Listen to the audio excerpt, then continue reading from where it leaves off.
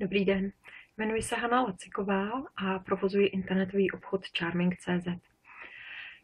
Chtěla bych vás přivítat v tomto internetovém obchodě s luxusní korejskou kosmetikou, která pravidelně vyhrává na různých domácích, ale i mezinárodních výstavách a veletrzích.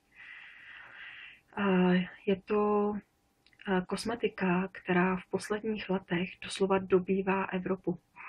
A my se můžeme pochlubit tím, že máme nejširší nabídku této kvalitní kosmetiky, a to proto, že odebíráme hned od několika distributorů.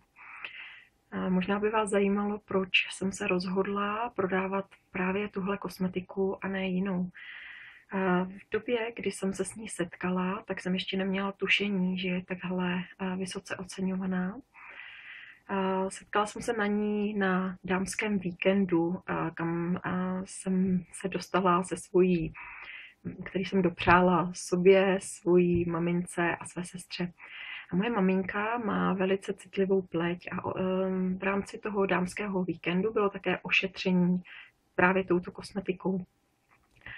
A maminka se obávala, že nebude moci několik týdnů vylézt mezi lidi.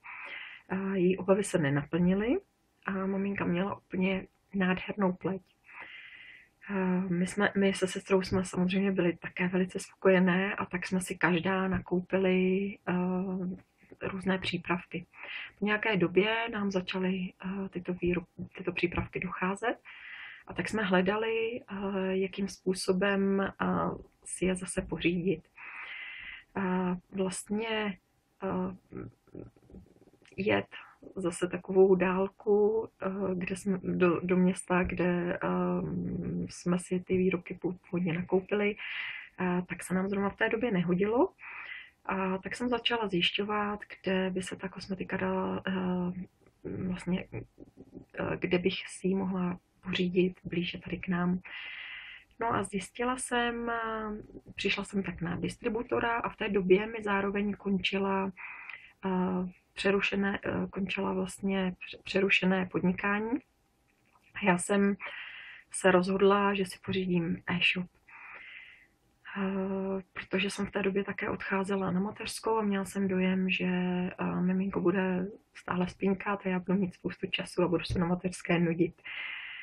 Takže to byl můj důvod a pak vlastně jsem tou kosmetikou začala zásobovat nejen celou svou rodinu, ale také spoustu přátel a kamarádů a spolupracovníků. No a vlastně stalo se mi také samozřejmě, že jsem si vybrala nějaký výrobek, který mi úplně neseděl. Třeba po nějaké době se mi po používání určitého krému začala pleť mastit. Přišla jsem na to, že se jednalo jenom o špatně zvolený výrobek. A proto bych vás chtěla vyzvat, abyste využili naší bezplatné kosmetické poradny, kde vám doporučíme nejenom vhodné výrobky právě pro vaši pleť, ale především vám doporučíme, jak správně pečovat právě o váš typ pleti. Tohle by bylo všechno k představení mě a mého internetového obchodu a já se budu těšit s vámi na mailovanou, případně někdy na shledanou.